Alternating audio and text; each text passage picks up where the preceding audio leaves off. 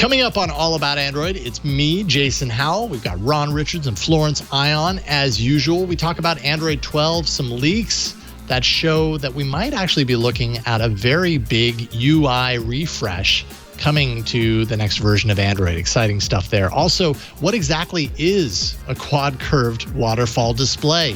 I'm talking to you, Xiaomi. We've also got news on a big change coming to smartphone camera technology. Clubhouse is confused with Clubhouse, and your email and a whole lot more next on All About Android. Podcasts you love. From people you trust. This is Twit. This episode of All About Android is brought to you by Gabi Insurance. You're probably overpaying on car and home insurance, so see how much Gabi can save you. It's totally free to check, and there's no obligation. Go to gabi.com/Android. Hello, welcome to All About Android, episode 511, recorded on Tuesday, February 9th, 2021. Your weekly source for latest news, latest hardware, latest apps for the Android faithful. I'm Jason Howell. And I'm Ron Richards. And I'm Florence Ion, and this is my latest cup of coffee. A latest cup. Is it piping hot cup of coffee? Is that some sort of summary of how your day is going, Flo? Guys, I am so tired. Hi, I'm Flo. I said that right. I'm so tired. I remember what I said a second ago. It also doesn't help. I'm actually in a completely dark room with curtains and yeah. Is it just because you've been so overwhelmed by all the great Android news that we're going to talk about this week because we have such a great show lined up? Well, you know what, Ron? Just to continue teasing our show that we have today, I think it's because I've been actually dealing with some really heavy Chromecast problems, and they've been Hold on, so Flo. heavy I want to for stop me. you. I think we're going to talk about that in today's episode, I believe. That's what I was teasing. I'm teasing. Great. Okay, good. Good. Teasing it. Let me tease the people. I didn't want to give away too much. You don't want to give too revealing of a tease. You don't want to spoil the ending. No, but when we've got such a tease. news-packed episode, there's so much news, Android news we're going to talk about. I can't wait. That's right. We've got a lot to talk about, and actually at the top of the first segment, something that I'm pretty excited about. But real quick before, I just want to thank folks who listen and watch, because you've totally come through on reviews on iTunes, Apple Podcasts, whatever you want to call it. We have some fresh reviews there. We could always use a few more. So if you have a couple of moments and you want to throw a nice review in there, or, it can be whatever kind of review, honestly, just give your honest feedback. Go to Apple Podcasts and leave a review. It'll really do us a lot of good to get some fresh reviews in there. And those of you who have, thank you so much. It's awesome. We're reading them. In there. We're reading every one of them, and we are appreciative of them, of you. And thank you for listening and being and watching and being so awesome. And seriously, I know we gush emotionally like this all the time, but seriously, I love this show and I love our audience. This is a great little community we built. Well, we're emotional about our audience and our show, so it should come through. They're pretty cool. You're all really pretty cool. I don't know if you know this or not, but you're pretty cool. All right. Burke, take us to the news.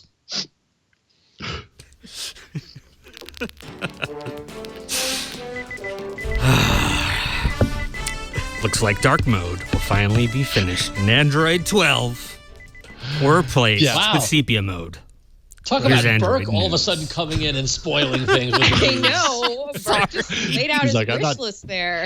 Burke's like, I'm not touching is emotion with a 10-foot pole.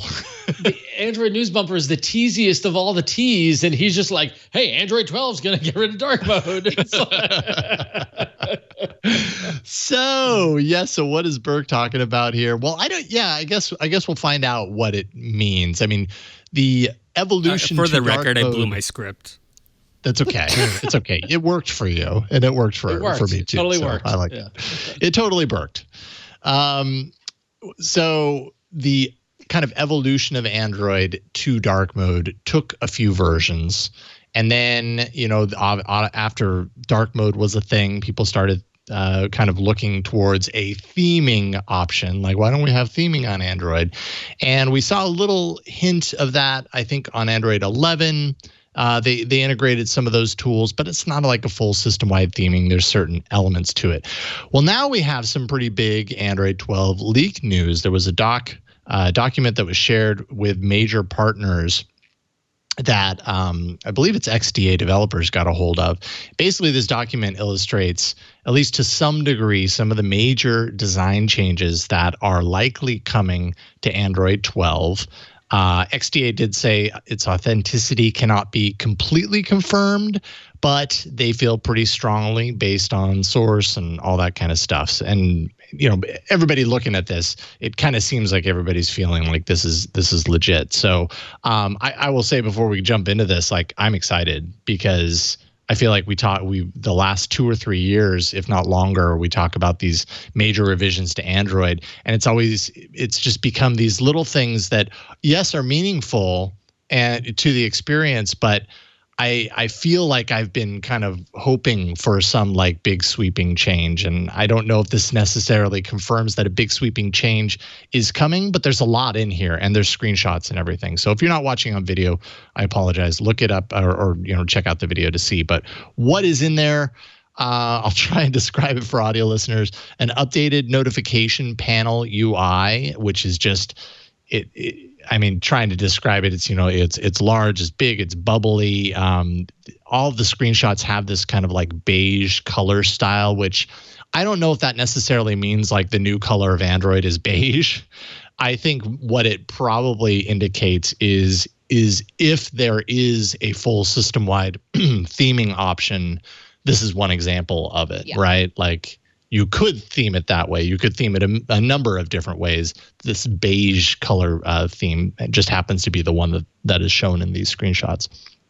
So hopefully that's all configurable. Like I said, lots of big bubbly rounded corners all over the place. Some design aficionados online were really taking Google to task in these screenshots because a lot of like the rounded corners don't match each other. Like, some of them are broad, some of them are really tight. So I don't know what's going on there. But definitely it's a design language that's different. Also in the widgets, some of the widgets that you see on the left-hand side of the screen that we're showing right now, and the widget picker, it's just a different approach on what we're used to seeing in our Android UI right now. And I don't know, my eyes are liking it. I'm curious to know what you guys think. I think after you, Flo. Thanks, Ron. I think it's really, I was looking at the screenshots earlier today and just thinking about what I was thinking about when I first laid eyes on, was it Lollipop Marshmallow, which was the huge design change when we officially got like the material design paradigm. And that was very much a design that was parallel to what we were seeing in just like the general vernacular. And I feel like now, this is just an example to try and make a point. When you go to Target, for instance, and like you walk into the big department stores and they have the displays at the very front and they're just like very perfectly color coded, usually because it's like where the clothing accessory section is. This UI, the examples of this UI that are on that XDA article remind me very much of the latest like blush craze, just like these very soft pastels as like hues. We've been seeing a lot of this in this Google product design. So it very much matches the kind of idea, the kind of way that Google would style you if this was a promo shot for, the Nest Audio or something or other. So I feel like it matches kind of softer. This.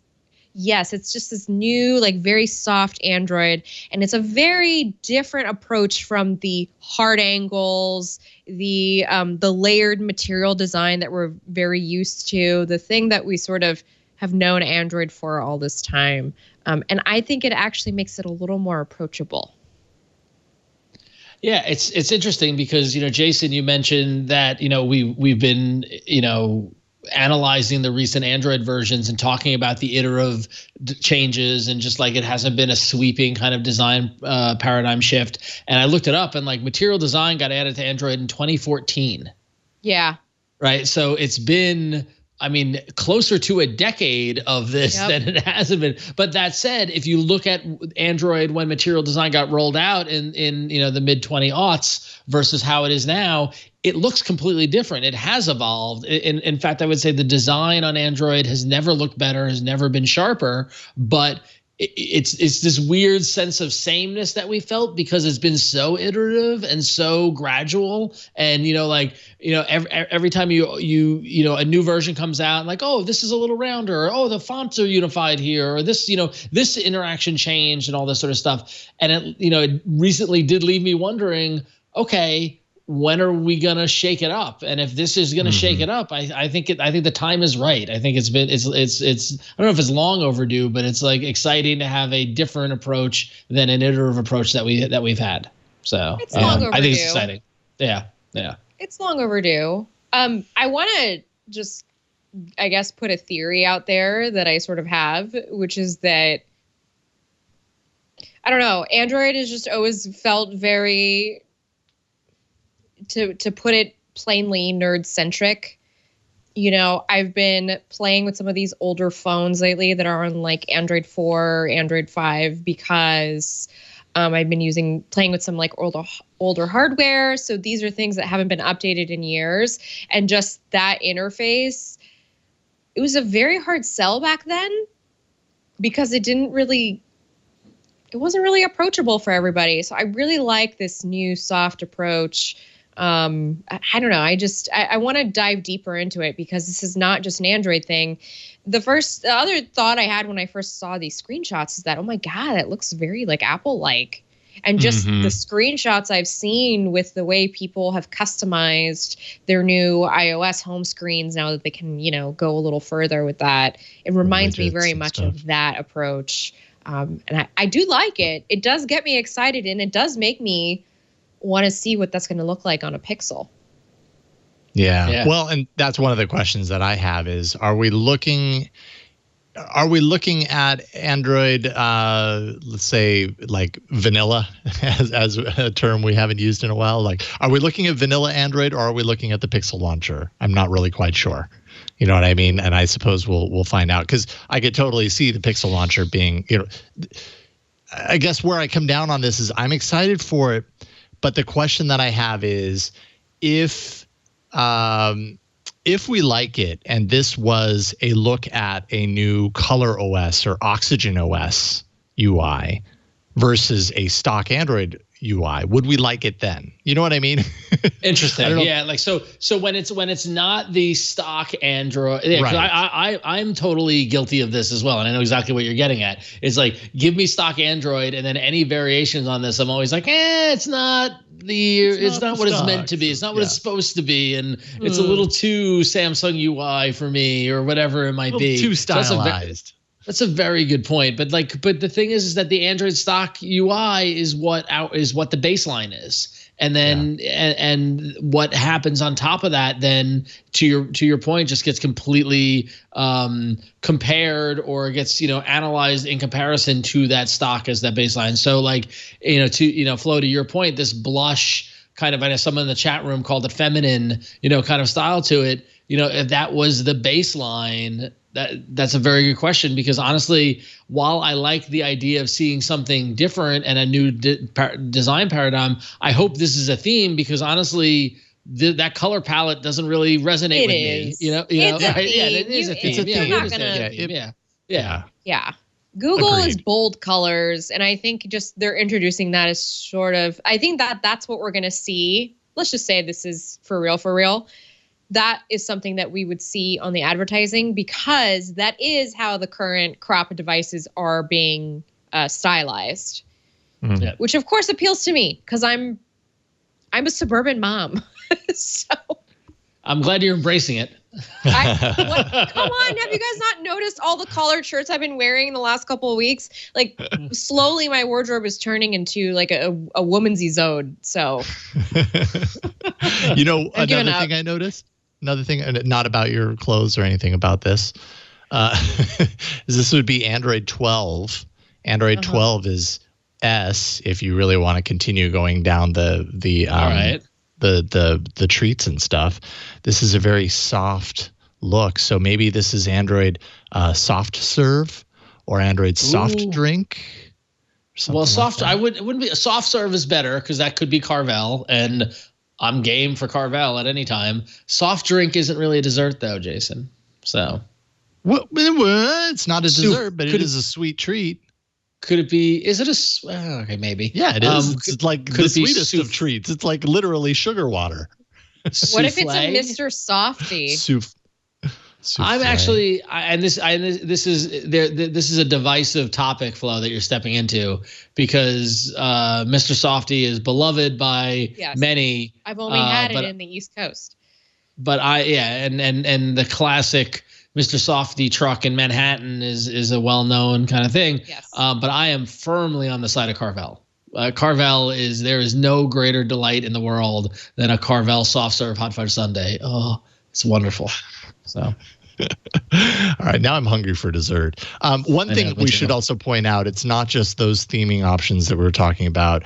There's also indications that there will be permission callouts on the screen. So, for example, if you are using an app, or at least this would be my understanding of it anyways, if you're using an app that requires access to the microphone or that has access to the microphone, you would get an indication based on these screenshots, you get an indication in the top right-hand corner of the screen that has a little microphone with a little like a green circle around it, or encased by a green circle, to kind of call your attention to the permission that's being used at that point. So a little further than what it does now, because now if an app is using the microphone in the background, you'll see the microphone perpetually in the status bar, and then at least on my OnePlus 8, I would scroll down on the notification panel, and then it says, so and so app is using your microphone. Tap to change. God, I don't know if I've ever seen that. I don't know that I've noticed that. It happens to me with my baby monitor, because I have a video baby monitor that I was reviewing, and now I'm just using it, and so it happens to me with that because it has two-way audio. And it happens to me with Snapchat because Snapchat keeps the camera on even in the background for some reason. So. That's peculiar. Can I tell you, I needed to get Snapchat for work because whatever, and so I literally I only get notifications from Snapchat when Flo posts. I don't know why. It's like whenever I see the Snapchat icon, I'm like, oh, Flo just posted. But I don't go. Sorry, Flo, I don't go and watch it or look at it though because yeah, so it's okay. Snapchat is just anyway, it's just a video diary at this point. So cool. Well, speaking of video diaries, if we can move on. Sure, let's do it. We knew this was coming. It was inevitable. But Android TV is getting an update. Looks like it's going to be bringing most of the Google TV styling to Android TV, which is not a surprise. When Google TV with Chromecast rolled out, we knew that it would not be far off that Android TV would get it, just a matter of when. So this update includes scrolling carousels of featured content, the three main tabs of Home, Discover, and Trending, a big hero image graphic behind the carousels as well to make it a little more engaging. But still, Android TV and Google TV will continue to coexist, which is fascinating. This is probably, and it's funny because this is probably a good time to check in on my new TV, which we talked about a couple months ago. I have the Samsung Frame TV. I currently have my NVIDIA Shield Pro plugged into it running Android TV, but I also have the new Chromecast, the Google TV plugged into it, and I keep bouncing between the two to try to get. Is there rhyme or reason to which one you choose? Well, is there a reason that you choose one or the other? It's funny because it's and it's tough because I don't want to. I want to kick the can down the road a little on doing a full Frame TV kind of review or kind of discussion because between work and children, I find my time to actually dabble with technology to be much, not much. So the Chromecast of Google TV is great, and I've played with it, but I actually still have to log into all the services. And so like what happens is that I'm like, oh, I'll use Chromecast. And I go to Disney Plus and it asks me for my login. I go, and then I switch it over to Shield where I'm logged in and then I use that. So yeah, fair enough. I would probably do the same exact thing. Yeah, I just need to sit down and re-log into all my services and all that sort of stuff. But from what I've played with the Chromecast and the Google TV on the Frame TV, it does look, I see.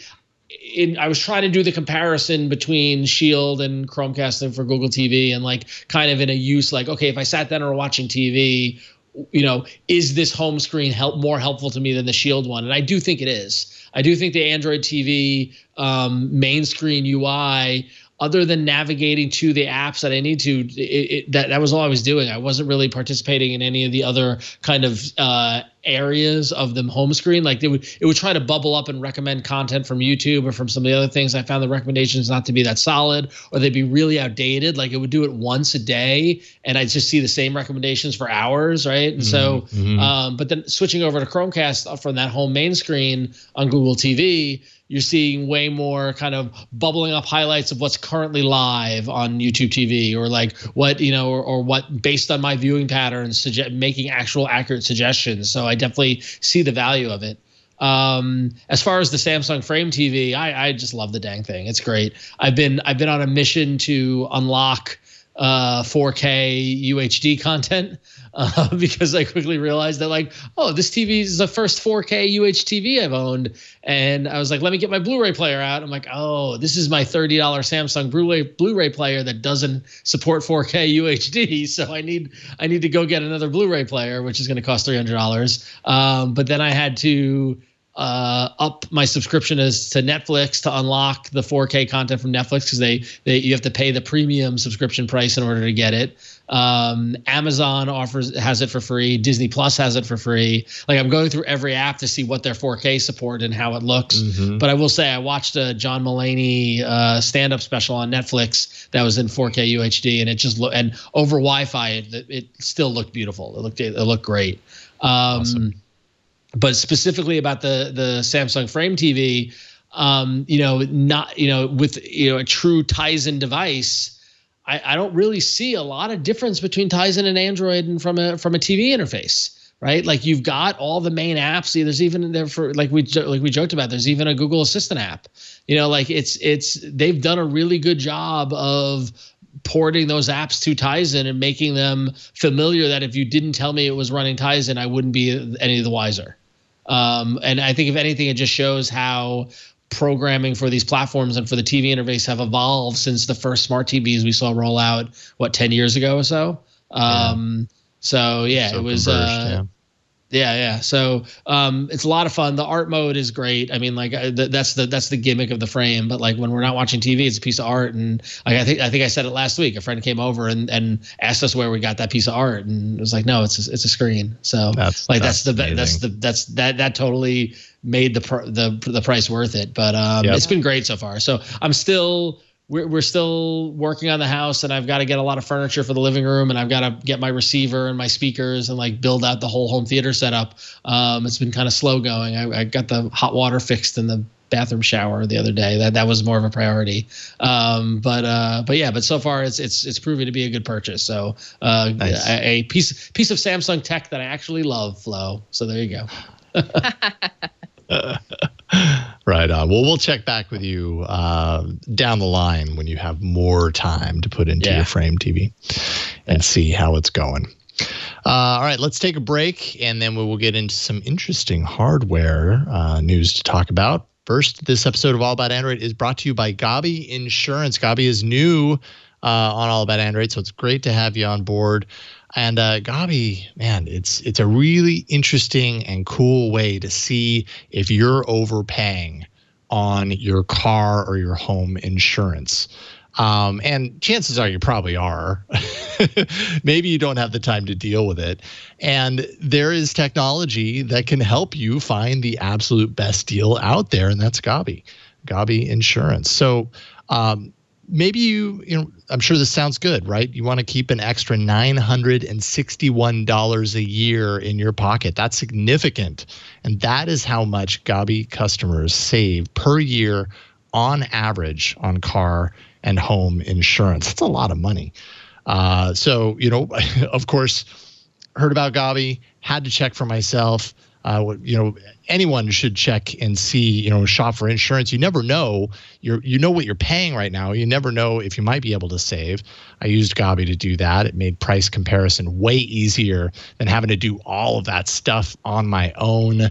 It's really just kind of a plug and play approach. Gabi takes the pain out of shopping for insurance and gives you an apples to apples comparison of your current coverage with 40 of the top insurance providers. So, you've got Progressive, Nationwide, Travelers, a whole bunch of them in there. And if you were to do this, piecemeal on your own, it would take forever.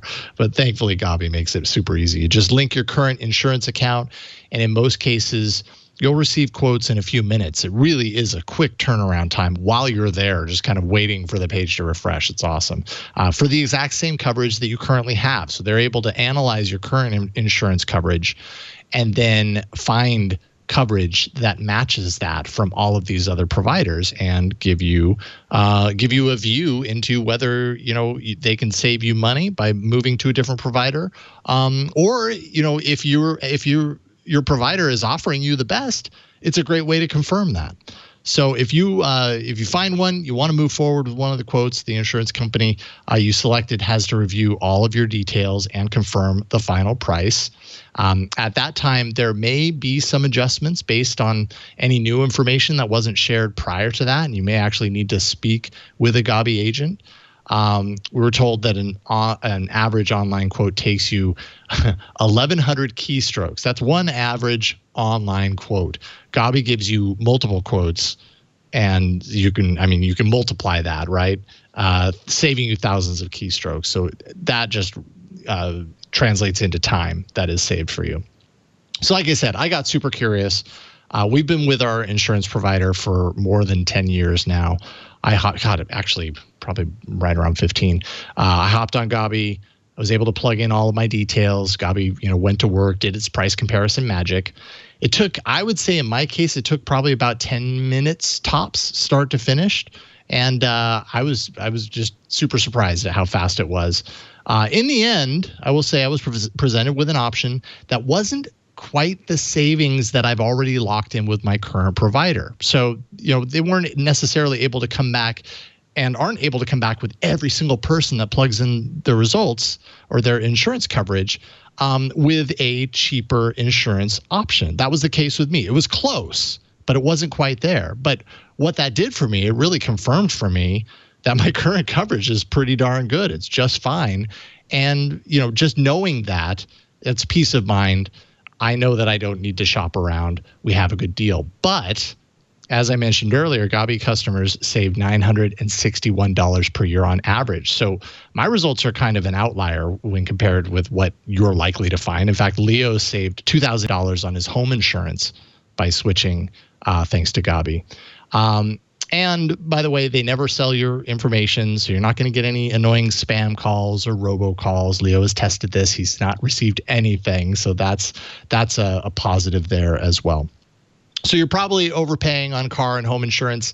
So see how much Gabi can save you. It's totally free to check.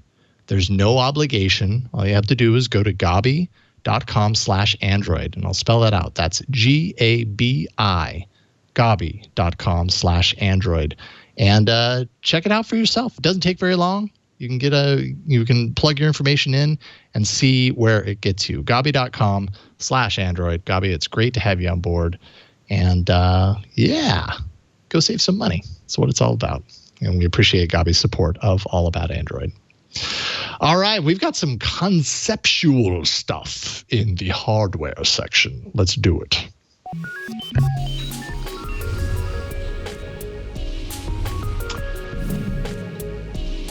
Conceptual. I gotta say, we talked a couple of weeks ago about LG, kind of winding down their R&D arm, but this is great to see companies like Xiaomi winding them up. Xiaomi is actually give Jason preps a lot of the content for us on the show, just so everyone knows, and I just want to give Jason credit for Xiaomi is flexing its latest concept smartphone design.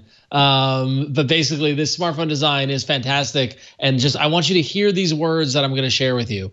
Quad curved waterfall display. Oh, say it again. Say it again. Let's break that down. Quad curved waterfall display.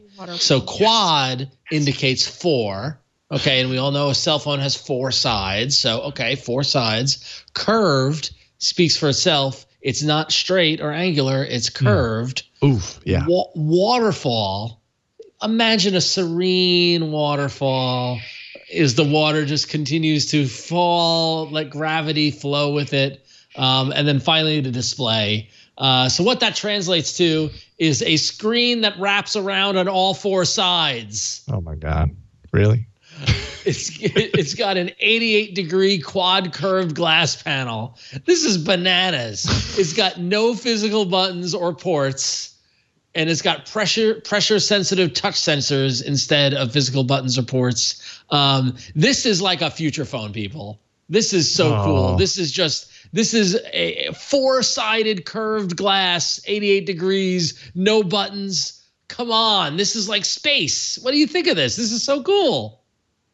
Look at that. If you're watching the video, they have a video showing the concept, and text is flowing from the bottom curve up through the main display over to the top curve. Like, this is cool. There's a lot of glass. You do not want to drop it though.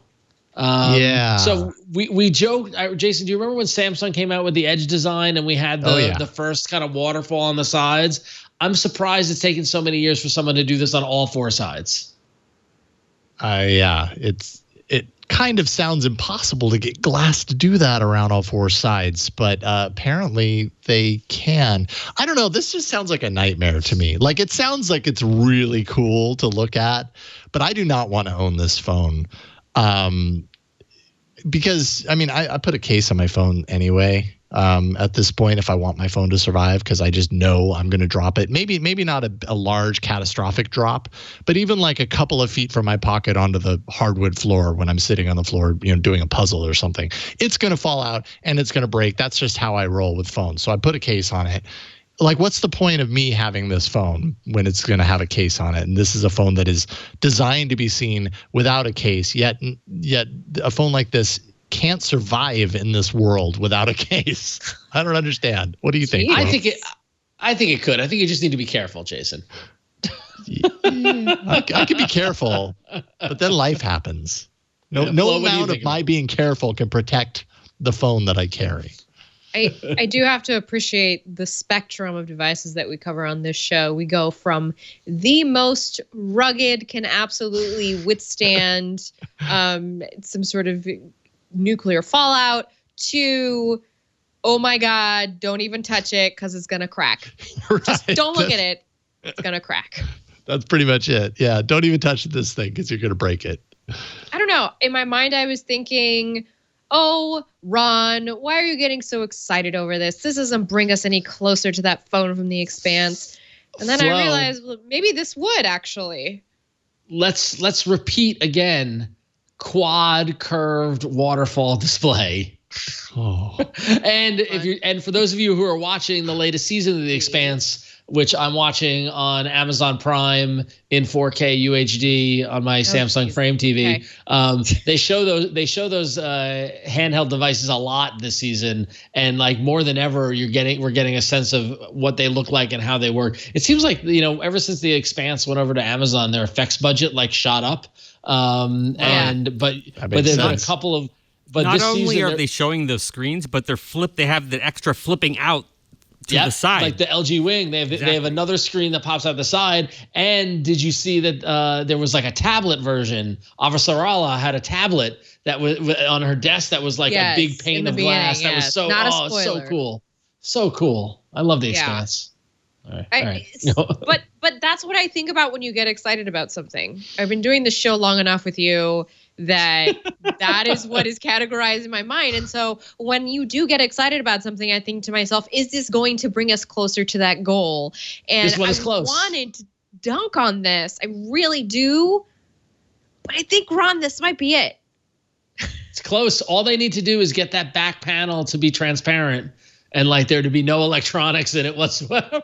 Okay, so physically that's what they have to do. So close. Physically that's what they have to do. But digitally, software-wise, whatever, it's that touch capacity that is really, really important there. Like, is it registering touch on the right parts of the screen? I saw in some of that demo, there's somebody like sliding with the volume control on the side. So I'm very curious about those things. I understand this is buttonless, but I would like to know what is in lieu. So I look forward to more non-promotional videos and something that's a little more instructional. Pressure sensitive touch sensors, Flo. Let those words just flow into your ears. Pressure like a waterfall. Sensitive touch sensors. Ron, in the 90s, I believe it was TLC who taught me that it is important that you don't go chasing waterfalls. It's true. Stick to the rivers and the lakes that you're used to. So I'm gonna stick to this form factor, just one-sided screen with a slight curve that tends to annoy me. Your OnePlus river or lake. I can't remember what the model is, but you're used to it, so that's all that matters. In the world of next-gen smartphone, what's that? I said, "Rest in peace, Left Eye Lopez." That's right. We're talking about like next-gen stuff, so I thought this was interesting. Apparently, smartphone cameras are on the precipice of being reinvented. The precipice.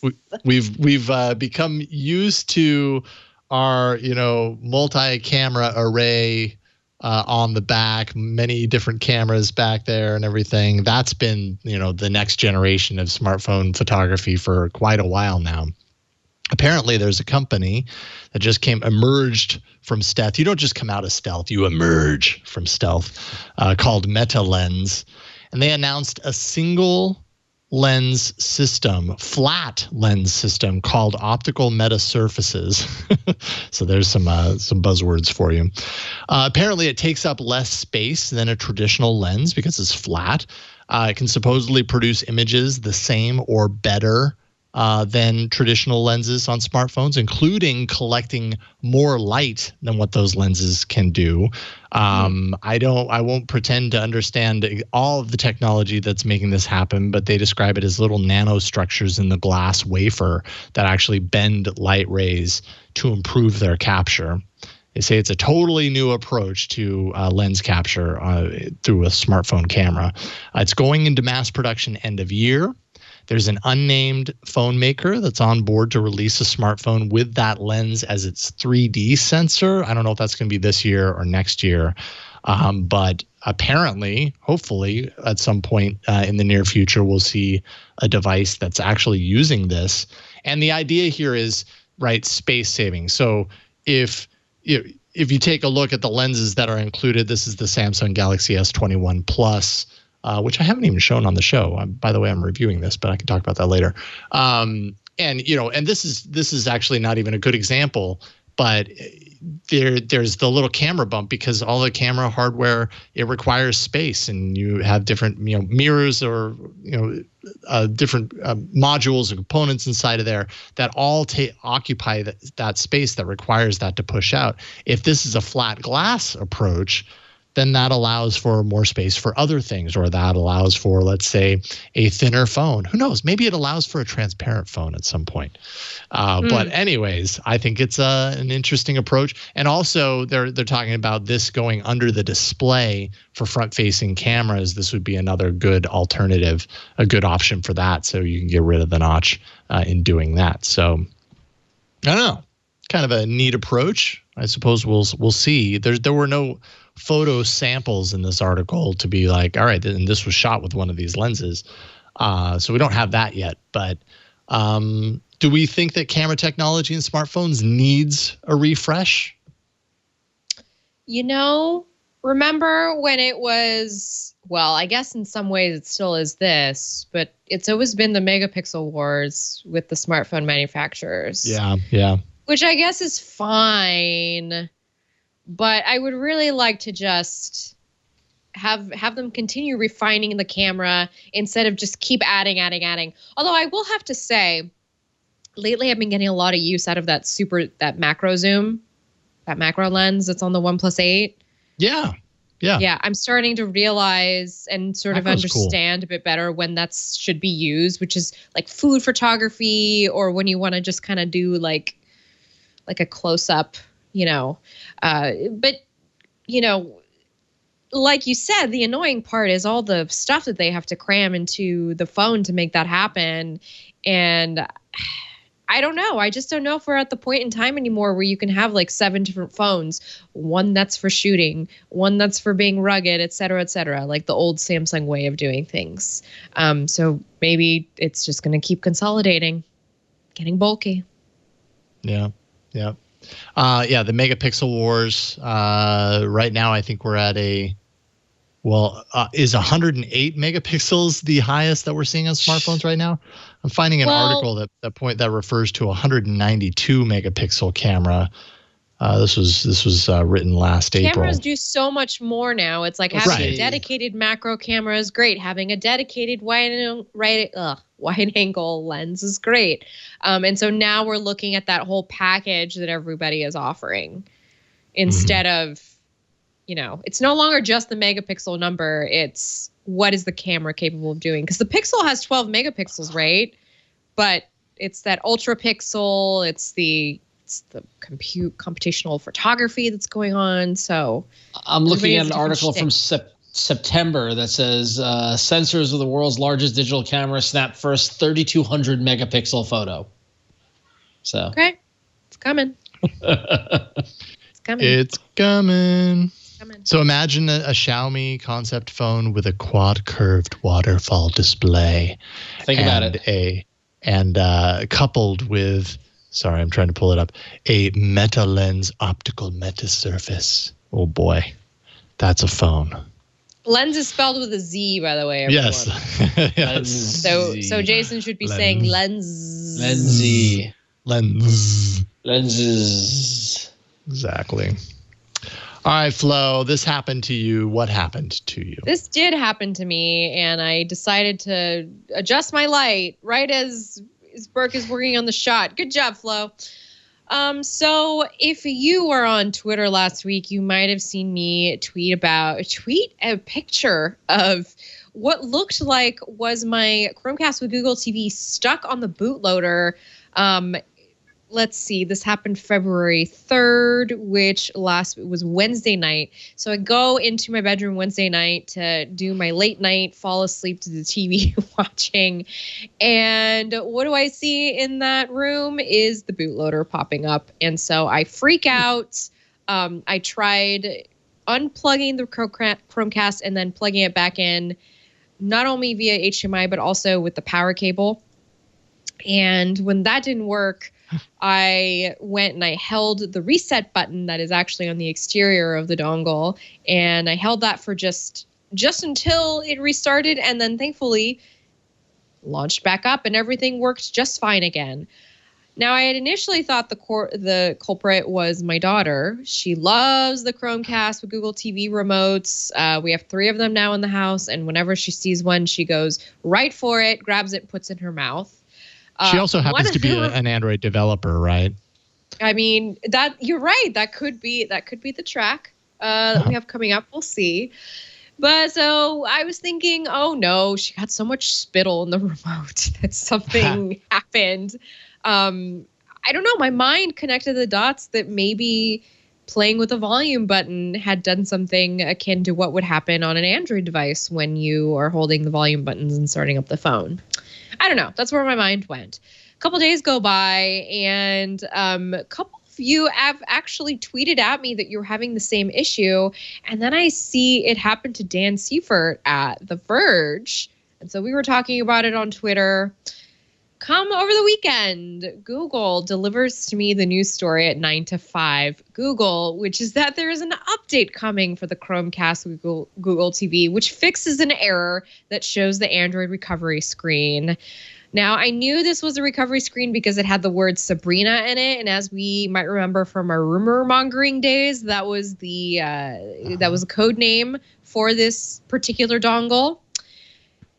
So it turns out it's a known annoying issue. It's weirdly, I tweeted about it, and I think maybe 4 or 5 people tweeted me since I tweeted about it last week that it was going on with them. And then there's this update going around. So there you have it, folks. It's only been on the market since October, and already it's getting a crucial software update to help solve what is kind of a scary thing. Nobody wants to turn on their TV and see a bunch of words. Well, yeah, Nobody I mean, see that. You know what those words mean. You've seen those words in other contexts. Someone who just picked up a Chromecast, with Google TV and suddenly sees that, they're probably a little freaked. Like, what the heck does this mean? It's broken. I was going to use a jargony term and say nobody wants to, start up the TV and see a bio screen, but that's very jargony. And I was trying to think off the cuff of something that is approachable. Words. Nobody wants to see words. They want to see TV. They don't want to see words. They want to see moving pictures, I will say, not words. When you see the bootloader or the BIOS screen, like there's no more level of panic than when you see, because that is something is very wrong. Right.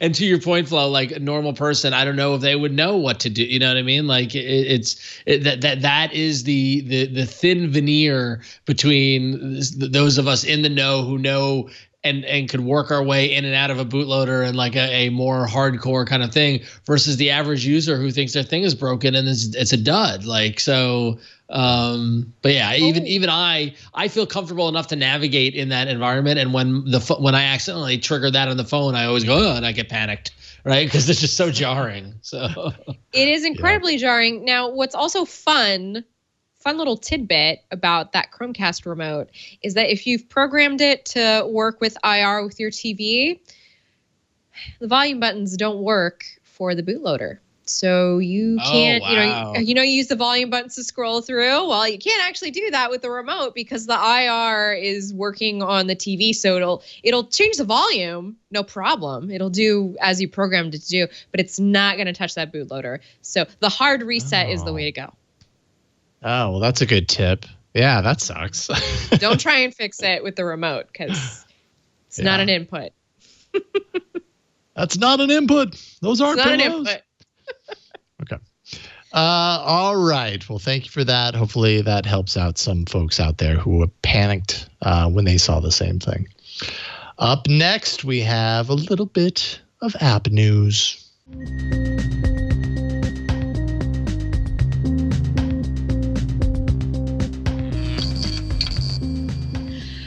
So great news for Google Fit. Google Fit update enables new heart rate monitoring feature without needing any new hardware. So you can actually use a phone camera to track slight color changes in your finger to determine heart rate. And if you think that this sounds like the mood ring of the 90s, you know what? I was thinking the same thing. You can place the finger on the rear-facing camera lens to detect your heart rate. This, of course, is going to be a Pixel exclusive beginning sometime next month. And then eventually it will roll out to other folks. Also, Google Fit is getting support for a respiratory monitor. So again, no new hardware needed. All you have to do is, now this one sounds fun, align your face and upper body as directed with the front-facing camera, and then it will track your chest movement to the pixel level to determine how you are breathing. Now this is fascinating. What? And I cannot wait to try this. Now, Google says that it did do clinical studies to validate the accuracy of these two no hardware needed changes coming to Google Fit. They also said it works with all kinds of skin tones, all ages, and all lighting. We will test this for you because as it happens, between Ron, Jason, and I, there are 3 different skin tones. Believe it or not, I am very pale in real life, actually, extremely. 3 different ages and 3 different kinds of lighting. Indeed. I'm looking at my finger trying to determine if it's changing color, and I can't see it with the naked eye. To that end, Jason is very tan every time I see him. Oh, it's the lighting. I have tan mode on my lights in the corner. Well, of the three of us, I feel like. I'm really kind of curious to find out how this whole like phone camera push your finger against the lens, or am I actually taking the lens and going and putting my finger on the lens? If so, how does it even get any light to know the difference in color? I don't understand. I don't understand how this is possible. And which lens do you put it on too? Yeah. Right. With the array. If it's a pixel, because this would be on a pixel. So if it's a pixel, well, I guess there's two lenses. Right? Yeah, the 4A, I've only got the one. Right. Yeah, right. So hopefully it's on the main. Yeah. But that's crazy that you could even do that. That kind of blows me away. Hold on. Possible. You guys are talking about the finger thing. I feel like I have already had that normalized for me with that whole Samsung fiasco, the whole joke of like accidentally missing the fingerprint scanner that was, below the camera. I'm over here, this respiratory monitor, like that is to me the big leap there, because we kind of knew that you could do that thing with the finger. Like that's been in other phones before, but the respiratory monitor using the camera and it just zooms in and watches you breathe, like that's wild. Yeah, that's a good point. That's wild. And like, how still do you have to hold the phone? How does it know that you're breathing? Versus, I guess AI could probably determine. Well, what AI if you're does a everything. shallow It's breather? magic. Yeah, that is interesting. Yeah, I don't know. That's both of those features seem like magic. And I wonder how we should their try accuracy. it. What's that? Everybody should try it, and then we should compile our results and deliver it. We should use the scientific method and then tell people about our findings. We will attempt to do that. I will use it a couple of times and let you know how it goes. I don't know how often I would use a feature like this, but it's neat that it does it. I also wonder how it stacks up against purpose-made hardware. Like, are those results? I mean, obviously Google validated it, so they said it's close enough. But what is close enough? Right. Yeah, I don't know. Neat stuff, though. Cool feature. Yeah, very cool stuff. Very, very cool. But so whereas Google giveth with these neat features, they taketh away at the same time. I don't know about the rest of you, but I got a shocking email in my inbox yesterday from Google that basically let me know that my entire Google Play Music library is about to be deleted. And it pointed me to play.google.com/music to review your export options if you haven't already via Google Takeout, because the end is nigh. February 24th, Wednesday, 2 weeks from tomorrow. They're finally going to kill it dead. So I triggered my Google Takeout export, even though I don't really need to, but I'm like, I'm not going to take any chances. And I'm just, apparently my Google Takeout export is going to run today. So we'll see what happens if I get the notification when I can download it. But yeah, my kind of laughing in the face of Google saying that that they weren't taking it down. Now, if you go to play.google.com/music, you no longer can access your music, and you get the message saying Google Play Music is no longer available, with a big old call to action button that says transfer to YouTube Music, as well as lower priority calls to action to download your music library, delete your recommendation history, or delete your music library, which is crazy. So, and they say if you want to keep your music, download it soon. If you choose not to delete it now, we'll automatically delete any remaining music and data once shutdown is complete. Yeah, it's probably a good idea to download it, even though you don't think you need it. Maybe there's something in there that, I don't know, who knows? Maybe not. I mean, this is the equivalent of like stop following your ex on social media. You know, like you just need to move on. You know, dude, it's over. It's over. Yeah, exactly, okay. Exactly. No. But maybe they'll open it up. They've still got my song. No, dude. It's over. Just stop. Jeez. Yeah. That's exactly what it is. Yep. Yeah. So there you go. So if you haven't done it, do it now. Get it done. YouTube Music, hooray! My latest problem with YouTube Music, by the way, now is not so much. It's not so much a YouTube Music problem, but it's a Google Home Hub assistant problem, where my wife is saying play Moana or play Frozen, and whereas it used to play the music from YouTube Music, now it's pulling up Disney Plus and playing the movie. That happens to me with my Nest cameras, by the way. I'll ask it to show me like a certain Nest camera so I can see what's going on. And instead of that, it'll lead me to YouTube. And then it will find me YouTube videos related to the name of the camera I just shouted out. And what I don't understand is that, like, it's not like we changed what we said, right? Like we've been saying the same thing for weeks now. And now all of a sudden it's getting different results. That's what drives me crazy about this. Yeah, that is infuriating. I completely agree. Now you need to say play Moana on YouTube Music. YouTube Music, yeah, that's what and which then got an eye roll from my significant other. So she was not. Yeah. Well, yeah, it makes me eye roll too. It's too much. Yeah, that stuff frustrates me too. Yes, indeed. And then finally, you know what would frustrate me if I was the developer of an app that had been around since 2016 called Clubhouse? This story. Ouch. Clubhouse, if you aren't aware, is this very hot trending app right now that's iOS only for now. They've announced that they're going to have an Android version soon. But who the heck knows what soon means? That just means, yes, we realize that this is blowing up and we should probably be there eventually.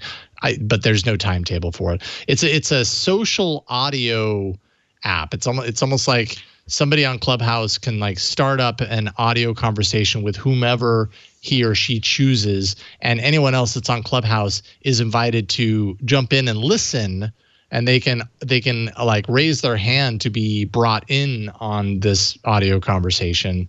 It's all in real time. It's not recorded. So it's this whole thing that everybody's going nutso about right now. But it is iOS only. However, when things happen, like, God, who was it that mentioned it? Somebody mentioned the app and sent a bunch of people over looking for Clubhouse suddenly. Who is it? Oh, it was Gary Vaynerchuk. That's who it was. Gary Vaynerchuk. No, wasn't it Elon Musk? Well, Elon Musk also. Wasn't it?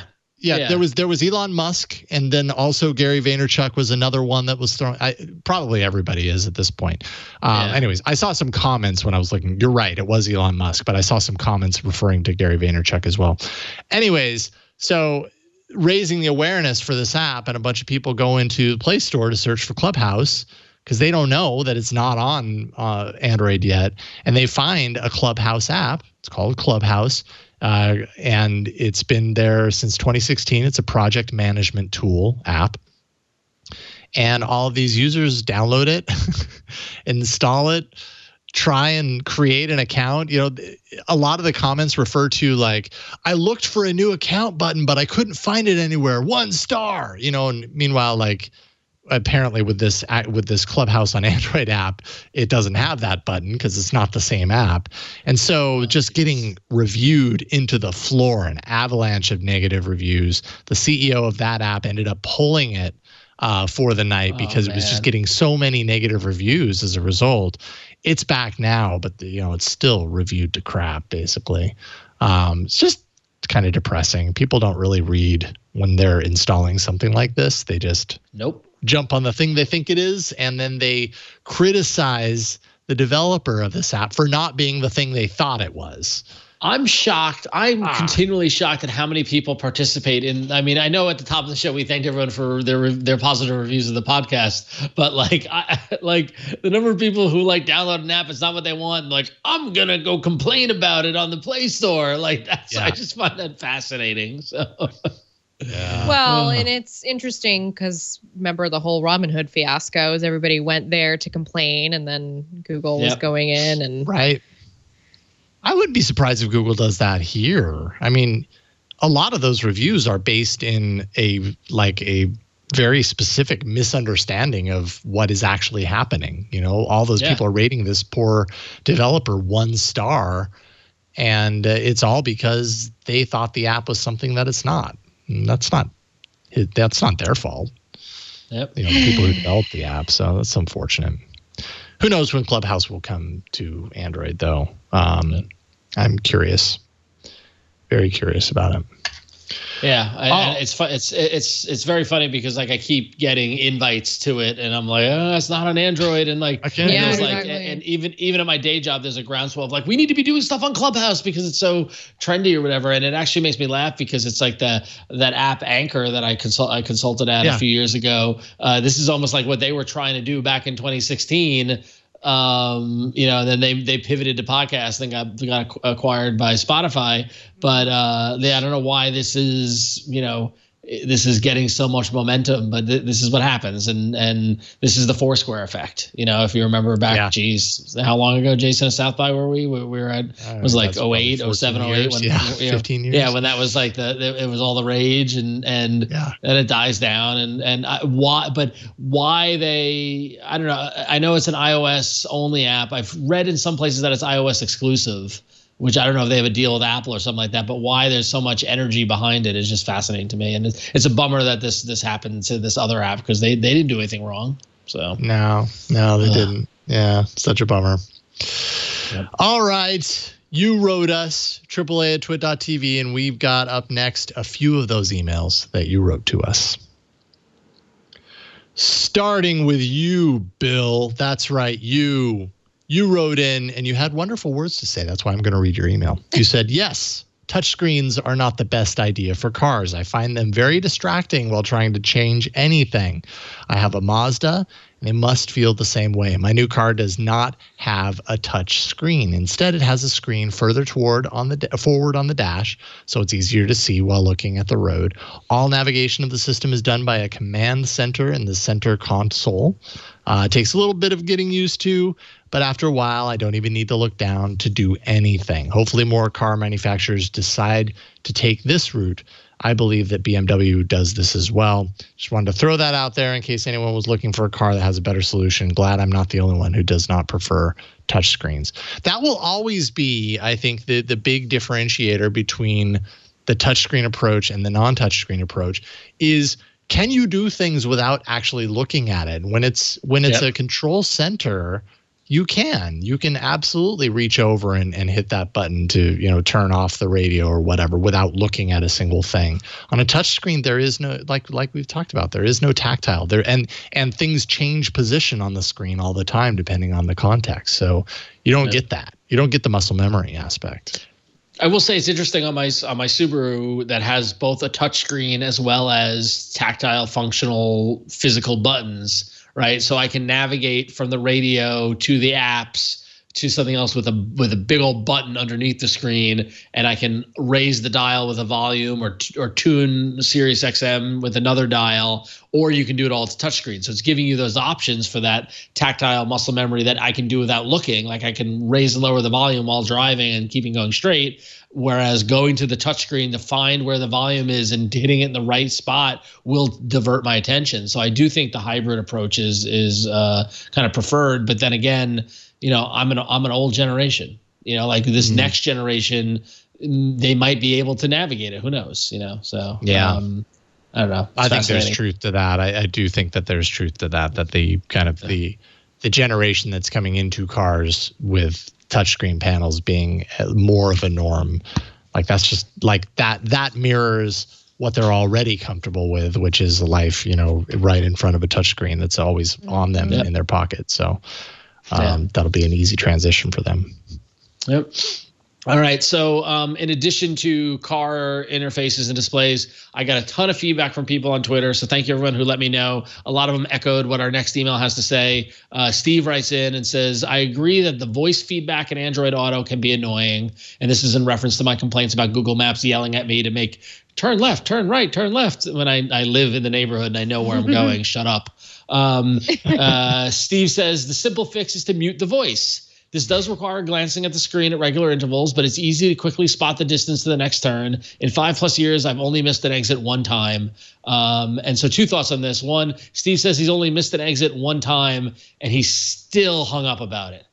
Like if he remembers missing, I remember that one time. That one time I missed the exit. Damn it! But totally. No, but some other people pointed out on Twitter that on Android Auto in the Google Maps interface, in the upper right-hand corner of the little box in the upper left-hand corner, there is a little speaker icon that if you tap that, it mutes. You can change what the lady in Google Maps will say to you. You can have it be completely muted, or you can only have it do traffic alerts, right? So there are other different settings. I never saw that because, back to our other point, I was driving.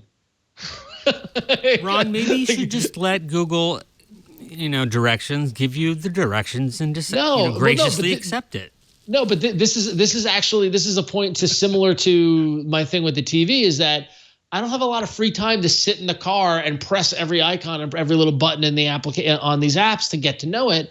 Most of the time I'm in the car because I got to go somewhere. If I'm using Google Maps, I don't know where I'm going, right? And so I did feel stupid when I saw Steve's email and someone tweeted at me and someone actually included a photo of the icon. I was like, oh, there it is, and that solved my problem.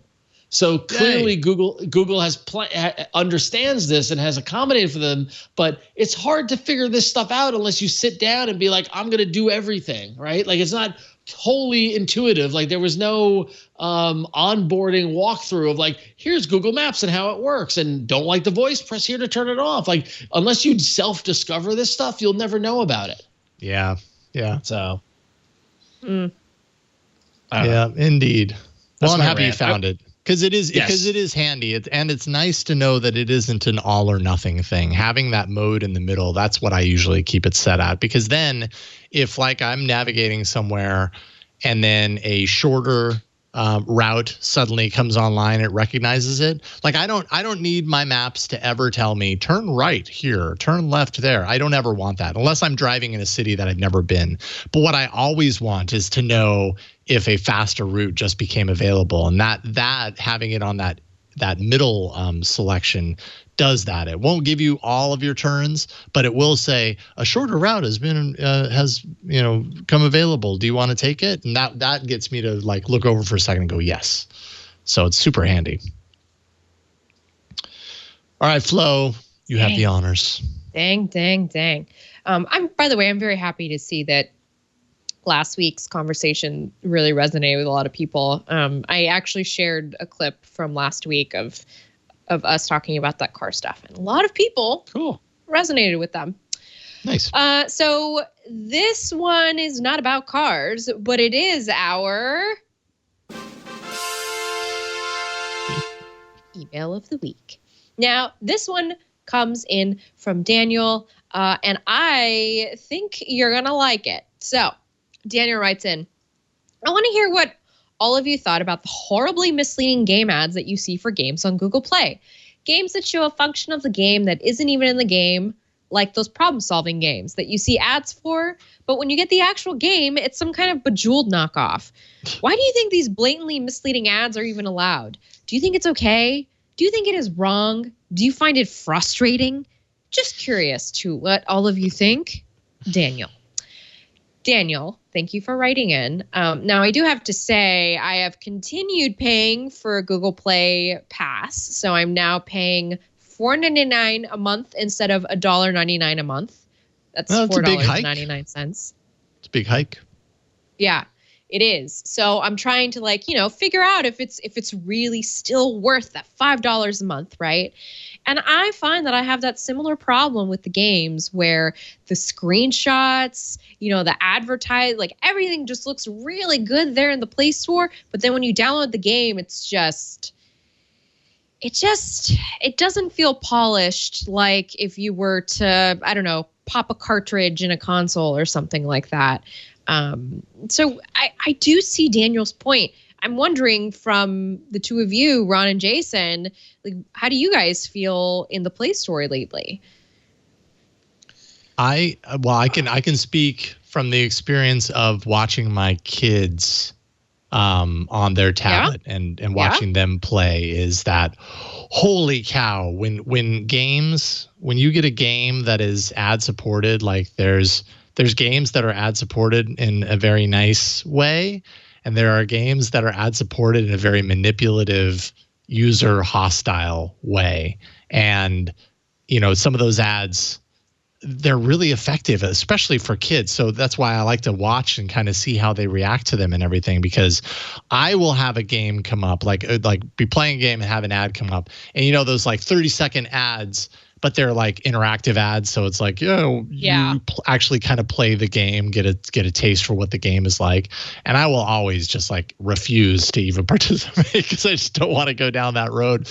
But watching my kids, like, they can't help it. Like, they're like, oh yeah, I'll do that. And it's totally works. You know, it totally works to pull them over. But sometimes it just feels really, I don't know, it just feels manipulative. Yeah. Even though on a certain degree, on a certain level, it's probably kind of helpful because they might enjoy the game and that was a way for them to experience it ahead of time. But it just feels kind of manipulative to me. And especially if the ads are misleading the way that Daniel's talking about. If it's one thing and then you download it, it's something completely different. That would piss me off. Yeah, no, I mean, I think it's definitely in the category of being pissed off. I'm not playing as many games as I would like to or have been or whatever. So I personally haven't been, sucked in by, one of these visual knocked off, so that sort of thing. That said, I'm often not very swayed by game ads or like game marketing stuff, like, but I will say that there's that Star Trek fleet command that I get tons of Instagram and Facebook ads for, and I'm like, I want to play that game, and I installed it, and it was nothing like the ad showed me. So I wanted to fly Star Trek ships, but it was one of those more just like kind of turn-based kind of one, whatever. It was way more investment than I was mentally prepared to do. It's dirty tricks. It's dirty pool. Like that's what that world has become, is that there are so many tricks and so many ways to pull eyeballs and attention and downloads and all that sort of stuff that it's very sullied the water. And I could see there is an argument to be made that Google really should clean up the pool, but I don't think they're going to, because it's driving revenue. So They have put some efforts into cleaning that up. I remember they cleaned up the issue where there would be like an X to eliminate, and that would be obscured or made so tiny that you'd end up clicking on the to click through, that sort of stuff.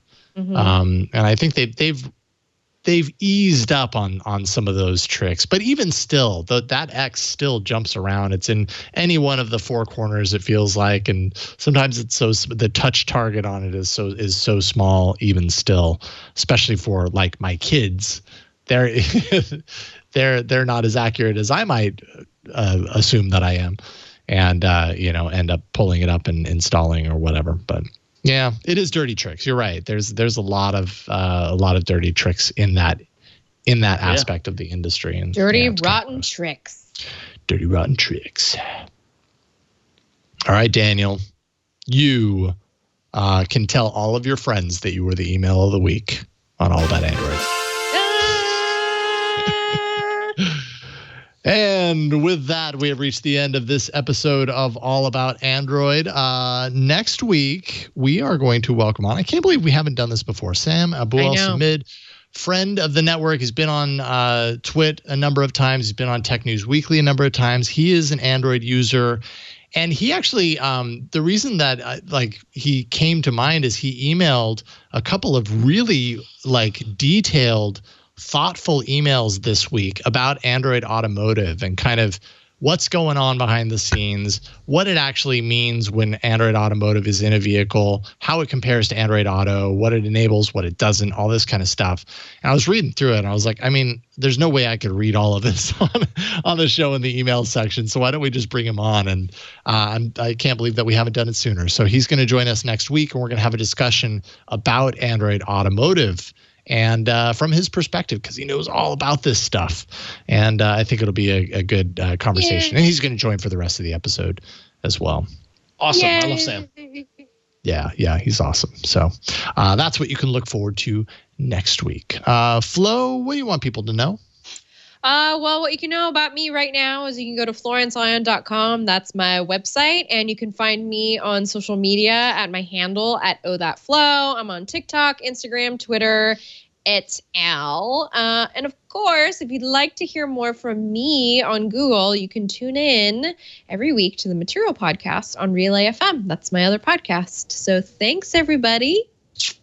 Yeah, keep up the great work. I don't know what that was, but thank you, everybody. Ron, what about you? What's going on? Yes, not much. Just go to Twitter or Instagram and follow me. I'm at RonXO. But yeah, that's the main stuff to go. Check out Scorpit.io if you want to check out the fun world of connected pinball. But yeah, that's it. I'm a simple man. Indeed. Right on. Thank you, Ron. Also, big thanks to the folks behind the scene. You heard him a few times. Burke, thank you at the studio for making this show happen and sharing your thoughts. Appreciate it. Also, big thanks to Victor, even more behind the scenes, who we don't hear from because he's not at the studio, but he's got his hands all up in this show's business, turning around the edited version and publishing it for you. So thank you to both of you guys for doing what you do. Woo, Victor! As for what I'm going to plug, I happen to be working on a review of the Samsung Galaxy S21 Plus. So this is not the Ultra. This is not the baseline. This is the $1,000 S21, the S21 Plus. And I've got a review of this coming for Hands on Tech. So this is going to publish tomorrow, twit.tv/HOT. And you can check out my full review of this here handset. It's a really nice handset, I have to say. So look for that tomorrow. And finally, if you want to get your All About Android swag, you can do that. twit.tv/store. We sell all different kinds of wearable things with the All About Android logo, including masks. So you can get a mask and you can wear it and you can save lives. And thank you for doing that. That's it for this week. We publish this show every Tuesday evening at twit.tv/AAA. So you can go there. You can subscribe. All the ways to subscribe are there. Audio, video formats, jump out to YouTube. Everything's listed. If you want to watch live, the details are there as well. And that's really about it. So thanks for watching, and we'll see you next week on another episode of All About Android. Bye, everybody. bye, everybody. Bye. Thanks so much for subscribing to a show here on the Twit Network. We do appreciate it. Hey, if you want to make sure you are up to date with some of the most important tech news in a given week, you've got to check out my show, Tech News Weekly. My co-host Jason Howell and I talk to the people making and breaking the tech news in a given week, and it's your nice taste of what's going on during the week before our big show on Sundays.